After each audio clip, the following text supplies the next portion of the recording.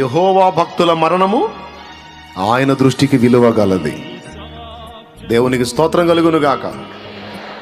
హెబ్రోను దైవజనుల్ని, విశ్వాసుల్ని ప్రత్యేకంగా గమనిస్తున్నాను నేను. వింతగా ఉంది నాకు. ఇప్పటి వరకు నాకు దృష్టిలోకి వచ్చిన వాళ్ళలో, మన తరంలో నాకు దృష్టిలోకి వచ్చిన వాళ్ళలో హతసాక్షులైన వాళ్ళలో ఎక్కువ మంది హెబ్రోన్ వాళ్ళు ఉన్నారు. బొల్లాపల్లి దగ్గర హతసాక్షి అయిన సుబ్బరావమ్మ హెబ్రోన్ విశ్వాసే. వికారాబాద్ దగ్గర హతసాక్షి అయిన సంజీవయ్య సంథింగ్ దైవజనుడు హెబ్రోను సేవకుడే. మొన్న నిధినిచ్చిన దైవజనుడు కూడా, హతసాక్షి అయిన దైవజనుడు కూడా హెబ్రోను సేవకుడే.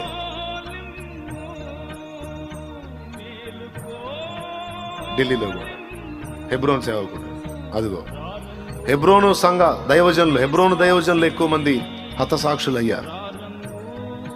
ఎందుకంటే మిగిలిన సంఘాలు వేరు, హెబ్రోను వేరు. హెబ్రోను బాహాటంగా సువార్త ప్రకటిస్తారు, ప్రజల్లోకి వెళ్తారు. వాళ్ళ ఓర్పు, సహనం స్పెషలే. ఆ సువార్త చెప్తుంటే వాళ్ళని తిట్టి, కొట్టి, దూషించి తరుముతా ఉంటే గొర్రెపిల్ల కనపడేది అక్కడ వాళ్ళని చూస్తే మనకి. అదే ప్లేస్లో నువ్వు నేను ఉన్నావు అనుకో, కరపత్రాల సంచి ఆడబెట్టి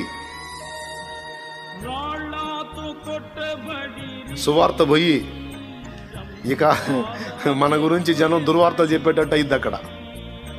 ఏందిరా నా ఇష్టం రా, నేను యువత ఏందిరా రారా అన్న పరిస్థితి వచ్చింది. కానీ వాళ్ళు అలా చేయరు. అంత ఓర్పు అలా నేర్పాడు భక్త సింగ్ గారు.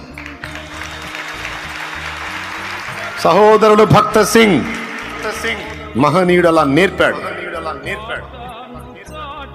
ధైర్యంగా ప్రజల్లోకి వెళ్ళి సువార్త ప్రకటించటం,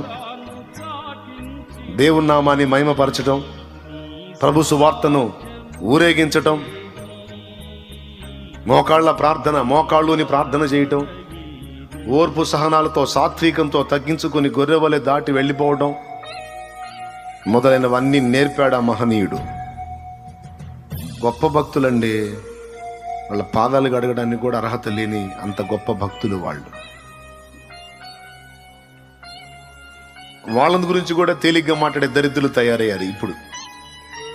అలాంటి గొప్ప గొప్ప దైవజనులు వాళ్ళ కాళ్ళ గోటి ఖరీదు కూడా చేయనటువంటి పనికిమాలినోళ్ళు వాళ్ళని ఎగతాళి చేసేవాళ్ళు తయారయ్యారు ఇప్పుడు.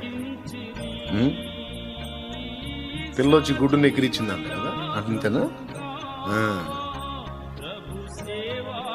దేవునికి స్తోత్రం కలుగును గాక.